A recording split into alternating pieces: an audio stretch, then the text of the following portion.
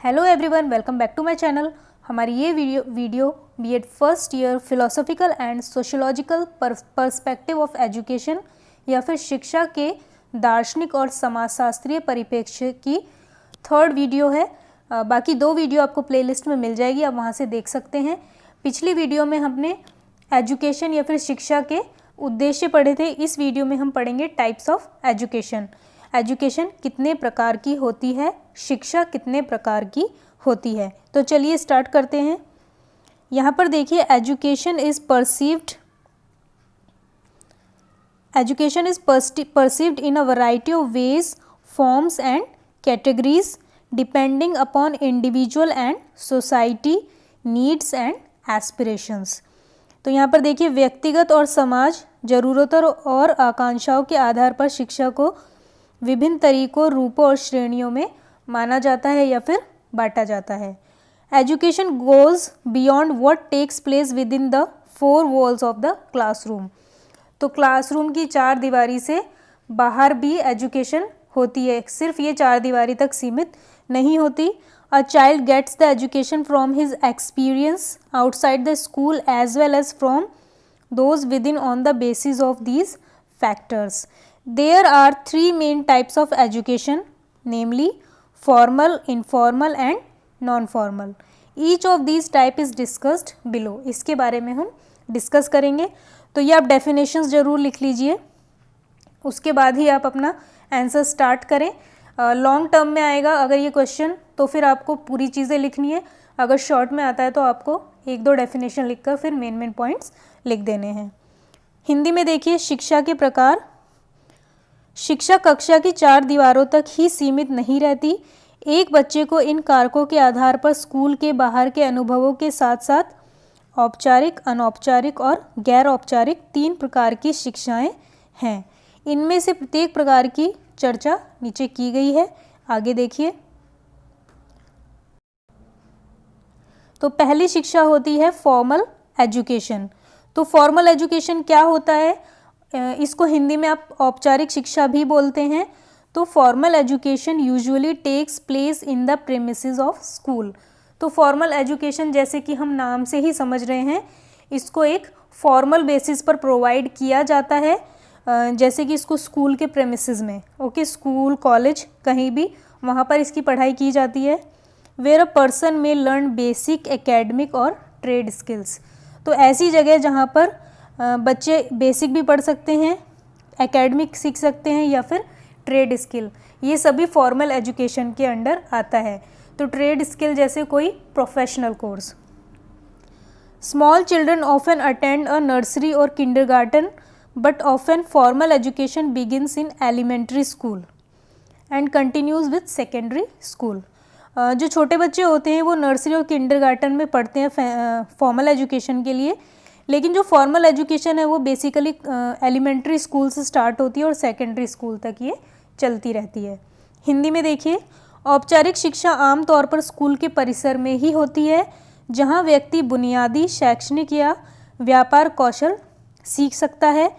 छोटे बच्चे अक्सर नर्सरी या किंडरगार्टन में भाग लेते हैं, लेकिन अक्सर औपचारिक शिक्षा प्राथमिक विद्यालय में शुरू होती है और माध्यमिक विद्यालय के साथ आगे तक जारी रहती है, आपके हायर एजुकेशंस तक।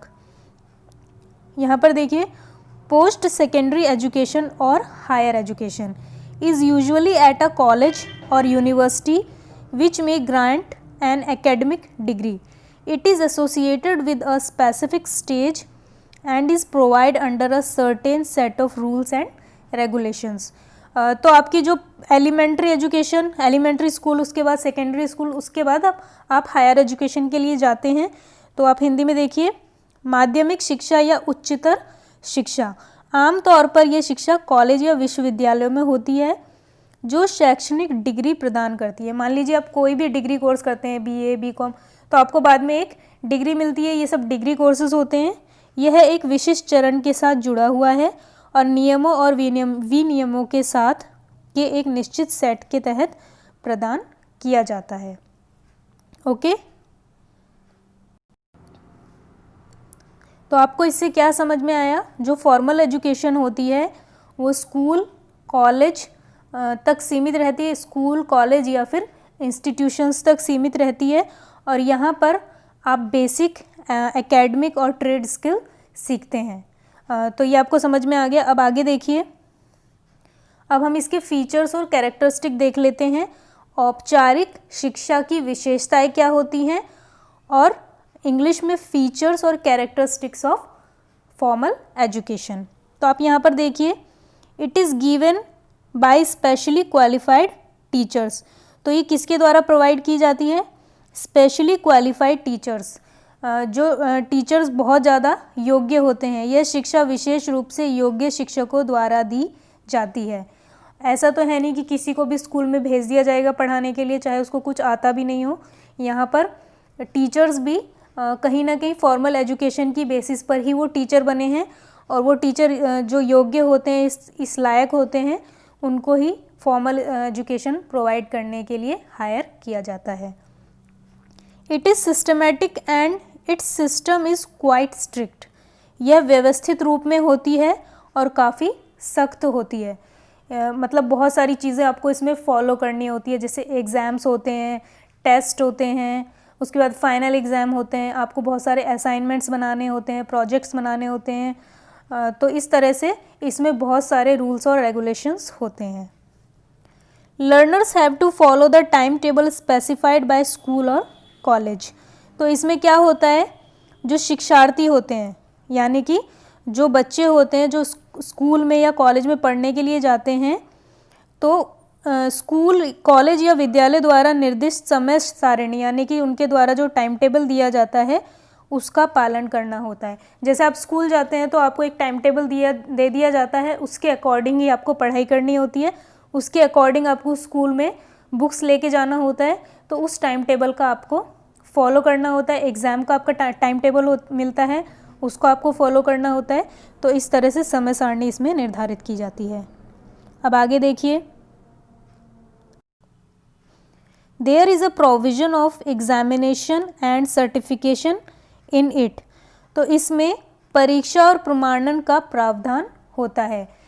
तो फॉर्मल एजुकेशन में आपकी एग्ज़ाम्स होते हैं, हाफ ईयरली होता है, एनुअल एग्ज़ाम होते हैं, टेस्ट होते हैं, और लास्ट में फिर आपको सर्टिफिकेट्स दिए जाते हैं, आपकी मार्कशीट दी जाती हैं। तो इन सब का इसमें प्रावधान होता है।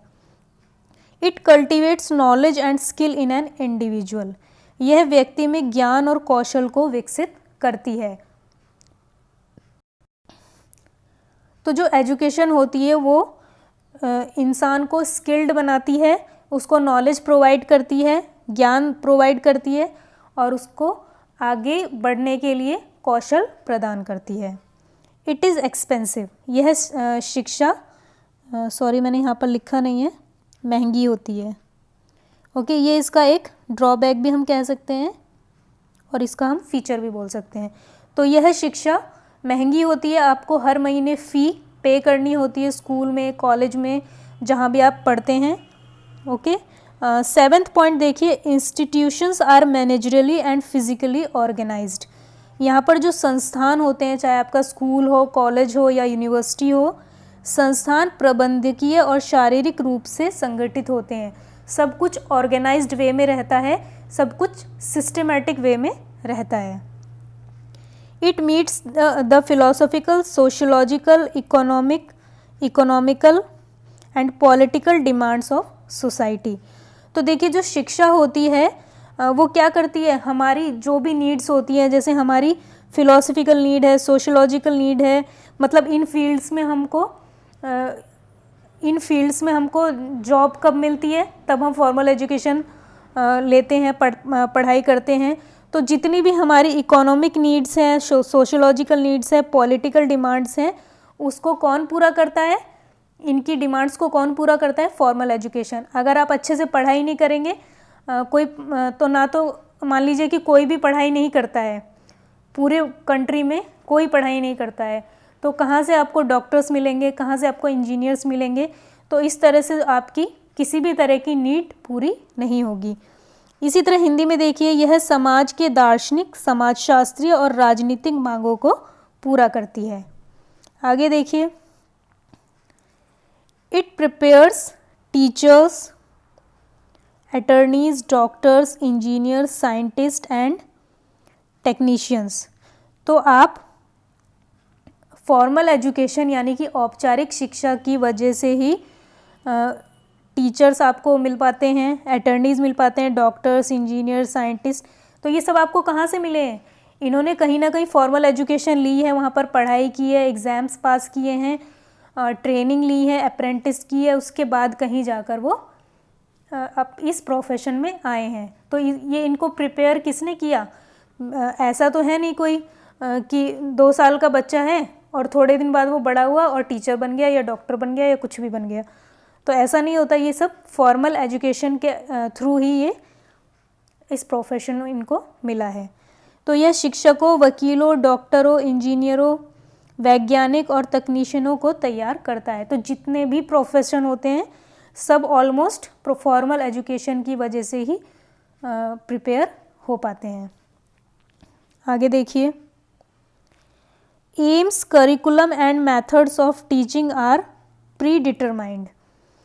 औपचारिक शिक्षा के जो उद्देश्य होते हैं, उसका जो पाठ्यक्रम होता है यानी कि जो उसका सिलेबस होता है, और शिक्षण के जो तरीके या विधि होती है वो पूर्व निर्धारित होते हैं।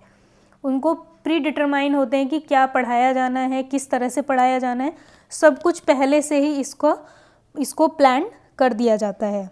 आगे देखिए, intermediate and final assessments are ensure to advance students to the next learning phase. अगले चरण के लिए छात्रों को आगे बढ़ाने के लिए मध्यवर्ती और अंतिम मूल्यांकन सुनिश्चित किया जाता है। तो इसके लिए आपका एक बार मूल्यांकन आपका हाफ ईयरली में किया जाता है, एक बार फाइनल किया जाता है और बीच बीच में आपके टेस्ट भी होते हैं, उन सब में आपका मूल्यांकन किया जाता है और उसके बाद फिर आप अगले चरण में यानी कि अगली क्लास में पहुंच जाते हैं। नेक्स्ट देखिए, तो देखिए फॉर्मल एजुकेशन के तो वैसे सिर्फ फ़ायदे ही फ़ायदे हैं। अगर आपको फॉर्मल एजुकेशन नहीं मिलेगी तो आप एक शिक्षित व्यक्ति नहीं बन पाएंगे, आप लिटरेट व्यक्ति नहीं बन पाएंगे। लेकिन इसके कुछ डिसएडवांटेज भी होते हैं, कुछ नुकसान भी होते हैं। Chance of bad habits adoption में be alarming due to the presence of both good and bad students in the class. तो देखिए क्लास में हर तरह के बच्चे होते हैं, हर तरह के बैकग्राउंड से बच्चे वहाँ पर पढ़ने के लिए जाते हैं। कोई बहुत ही अच्छे बैकग्राउंड से होता है, कोई थोड़े से बुरे बैकग्राउंड से होता है। तो हर तरह के बच्चे स्कूल में पढ़ने के लिए जाते हैं। तो उसमें क्या होता है, बुरी आदतों को अपनाने की संभावना के कारण चिंताजनक हो सकता है। तो थोड़ी सी चिंता ये होती है कि बच्चे मान लीजिए वो अच्छे माहौल से भी आते हैं, उनका अच्छे संस्कार हैं उनके अंदर, तो हो सकता है वो दूसरे बच्चों से बैड हैबिट्स अपना लें, क्योंकि वो मोस्टली अगर आपका स्कूल ऑलमोस्ट 8 घंटे तो चलता ही है, तो बहुत सारी चीज़ें बच्चे फ्रेंड से भी सीखते हैं। तो बुरी आदतों को अपनाने की संभावना बढ़ जाती है। कक्षा में अच्छे और बुरे दोनों प्रकार के छात्र होते हैं, तो बुरी चीज़ें भी सीखते हैं और अच्छी चीज़ें भी सीखते हैं। तो यहाँ पर हम डिसएडवांटेज पढ़ रहे हैं, तो यहाँ पर हम बुरी चीज़ों के बारे में पढ़ेंगे। दूसरा देखिए, wastage of time as some lazy students में fail to learn properly in spite of motivation by the professional trainers. तो देखिए अच्छे प्रशिक्षकों या अच्छे शिक्षकों से प्रेरणा मिलने के बाद भी, उनका बहुत अच्छे पढ़ाए जाने के बाद भी आप कोई अच्छे से पढ़ाई नहीं कर रहे हैं, आपको बहुत अच्छे से कोई टीचर मोटिवेट करता है कि आपको इस तरह से करना है, या फिर आप किसी ट्रेड स्किल कोई आप सीख रहे हैं और आपको कई बार समझाया जाता है लेकिन आप आलसी होने की वजह से उसको सीखना नहीं चाहते हैं, तो इससे क्या होता है, समय की बर्बादी होती है। Costly and rigid education as compare to other forms of learning. तो एजुकेशन की दूसरी फॉर्म से ज़्यादा ये महंगी होती है, शिक्षण के अन्य रूपों की तुलना में महंगी होती है और कठोर होती है, स्ट्रिक्ट होती है। नेक्स्ट देखिए,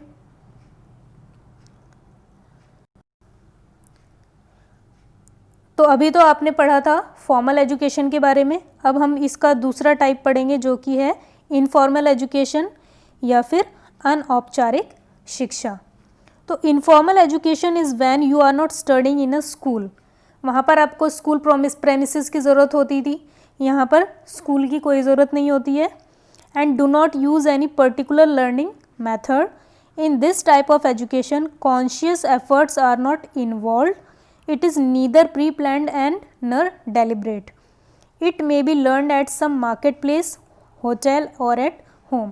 यानी कि इसको कहीं पर भी सीखा जा सकता है। हिंदी में देख लीजिए, अनौपचारिक शिक्षा वह है जब आप किसी स्कूल में पढ़ाई नहीं पढ़ रहे हैं और किसी विशेष शिक्षण पद्धति का उपयोग नहीं करते हैं। जैसे आपका कोई एग्ज़ाम नहीं होता है, आपका कोई रिज़ल्ट नहीं आता है। इनफॉर्मल एजुकेशन में आप किसी बेसिक मेथड से नहीं पढ़ते हैं, आप अपने मन से जैसे पढ़ाई करना चाहते हैं आप वैसे पढ़ते हैं। इस प्रकार की शिक्षा में सचेत प्रयास शामिल नहीं होते हैं। यह ना तो पूर्व नियोजित होती है और ना ही जानबूझकर होती है। ये कहीं भी बाज़ार, होटल और घर पर सीखी जा सकती है। यानी कि आप कहीं से भी, किसी भी एक्सपीरियंस से, किसी भी तरह से जो भी आप सीखते हैं वो इनफॉर्मल एजुकेशन होता है। औपचारिक शिक्षा के विपरीत, यहाँ पर देखें इंग्लिश में, unlike formal education, informal education is not imparted by an institution such as school और कॉलेज.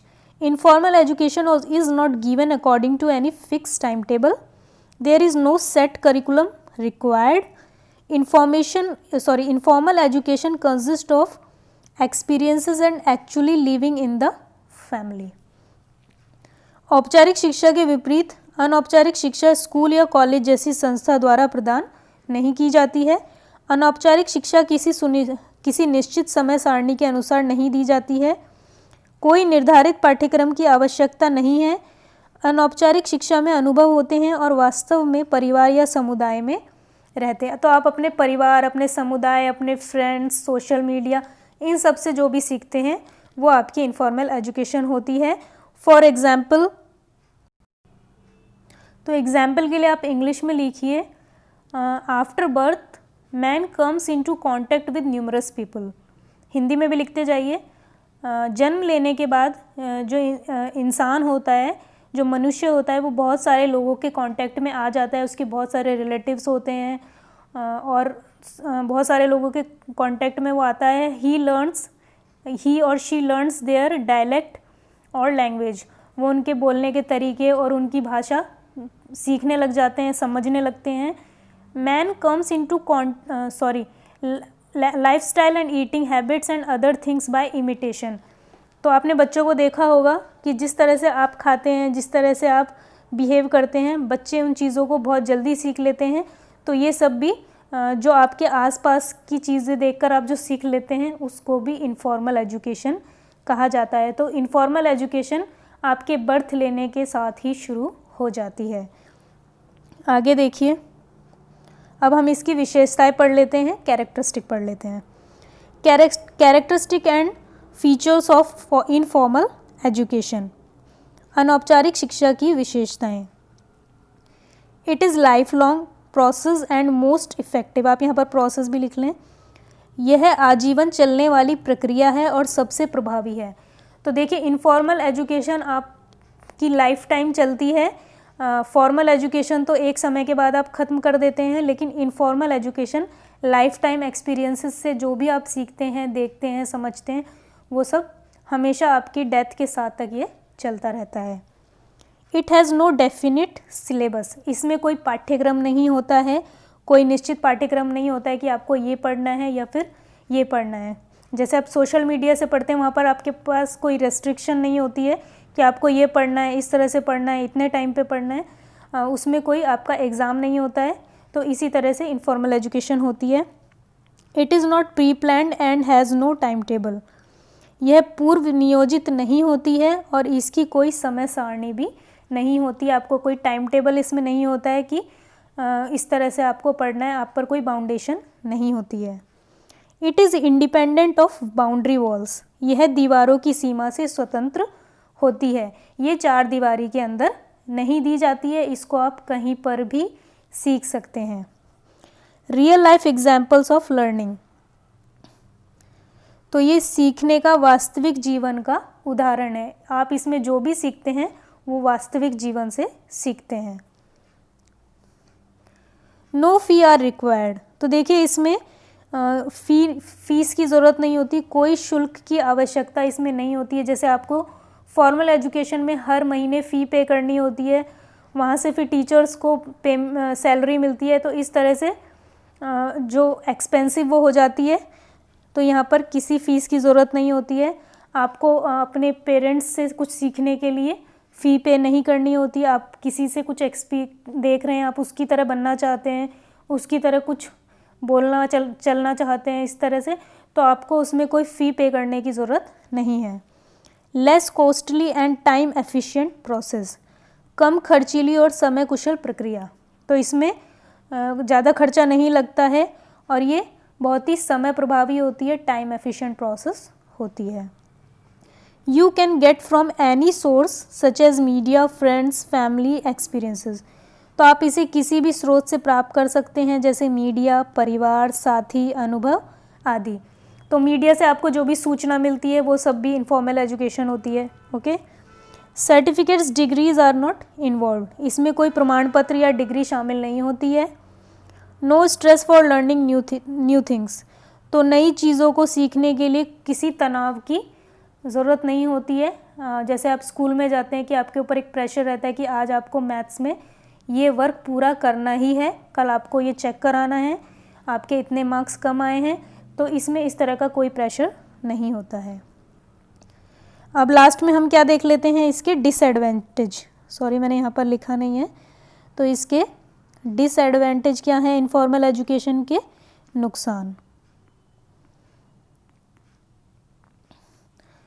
देखिए, अगर आपको राइटिंग में कुछ भी प्रॉब्लम होती है तो आप मुझसे पूछ सकते हैं। मैं खुद लिखकर आपके लिए नोट्स प्रोवाइड करती हूँ। मैं कोशिश करूँगी कि मैं टाइपिंग करके ये प्रोवाइड करने की कोशिश करूँ, तो आपको अच्छे से समझ आएगा। तो अभी जितनी वीडियोस बनी हैं, आप उसमें अगर कोई प्रॉब्लम होती है तो आप मुझसे पूछ सकते हैं। और प्लीज़ जो भी वीडियो को देखते हैं, चैनल को ज़रूर सब्सक्राइब कर लें और बेल आइकन को भी प्रेस करें ताकि आपको अपडेट्स मिलती रहें। यहाँ पर देखिए, पहला नुकसान क्या है, information acquired from internet, social media, TV और रेडियो और conversation with friends, family members and may lead to the disinformation. देखिए, internet, social media, TV, radio या दोस्तों, परिवार के सदस्यों के साथ बातचीत से जो भी जानकारी प्राप्त होती है वो गलत सूचना या दुष्प्रचार भी हो सकती है। वो ज़रूरी नहीं है कि हमेशा वो एप्रोप्रिएट हो। जैसे कि फॉर्मल एजुकेशन में आपको सब कुछ एप्रोप्रिएट मिलता है। अभी इसके बाद वाली वीडियो में मैं आपको इन दोनों के बीच में कंपैरिजन भी बताऊंगी, क्योंकि इस पर क्वेश्चन आता ही आता है, difference between informal and formal education. लेकिन उससे पहले हम नॉन फॉर्मल एजुकेशन पढ़ेंगे। दूसरा डिसएडवांटेज देख लीजिए, utilize techniques may not be appropriate. हो सकता है कि उपयोग की गई तकनीकें उपयुक्त ना हो। जिस तकनीक को आप यूज़ कर रहे हैं कुछ भी करने के लिए, पढ़ाई करने के लिए, कोई मशीन बनाने के लिए, कुछ भी करने के लिए, तो ज़रूरी नहीं है कि आप सही टेक्निक यूज़ कर रहे हैं। नो प्रॉपर स्केड्यूल और टाइम स्पैन, यहाँ पर कोई उचित समय अवधि नहीं होती है। जैसे फॉर्मल एजुकेशन में होती है, इसमें कोई उचित समय अवधि नहीं होती है। कोई भी काम किसी भी समय आप कर रहे हैं, किसी भी समय सीख रहे हैं, तो इसमें कोई ये डिसएडवांटेज भी है और ये कैरेक्टरिस्टिक भी है। Unpredictable results which simply the wastage of time, इसमें कभी कभी अप्रत्याशित परिणाम भी आ जाते हैं जो समय की बर्बादी होते हैं। Absence of discipline, attitude and good habits, इसमें अनुशासन, दृष्टिकोण और अच्छी आदतों की कमी होती है, अनुपस्थिति होती है। जैसे फॉर्मल एजुकेशन में आप डिसिप्लिन सीखते हैं, गुड हैबिट सीखते हैं, यहाँ पर आपको कोई सिखाने के लिए नहीं है। तो जैसे आपने देखा होगा, जो बच्चे स्कूल नहीं जाते हैं उनमें बहुत ज़्यादा एटिकेट्स नहीं होते हैं, डिसिप्लिन नहीं होते हैं, वो चीज़ों को समझते नहीं हैं। तो इसमें क्या होता है, जैसे बहुत सारे बच्चे आपने देखे होंगे रेस्टोरेंट वगैरह में काम करते हैं, तो उनको इन चीज़ों की आदत ही नहीं होती है। उन्होंने जो भी सीखा है आसपास के एक्सपीरियंस से सीखा है, कोई डिसिप्लिन उन्होंने नहीं सीखा क्योंकि वो कभी स्कूल ही नहीं गए हैं। तो ये थे एग्जाम्पल्स। तो ये हमारी वीडियो थी। अगली वीडियो में आपको नॉन फॉर्मल एजुकेशन और इन दोनों फॉर्मल और इनफॉर्मल के बीच में क्या डिफरेंस है ये बताया जाएगा। अगर आपको वीडियो पसंद आई है तो मेरे चैनल को लाइक करें, शेयर करें, सब्सक्राइब करें और कोई भी क्वेरी है तो आप कमेंट सेक्शन में पूछ सकते हैं। Thank you.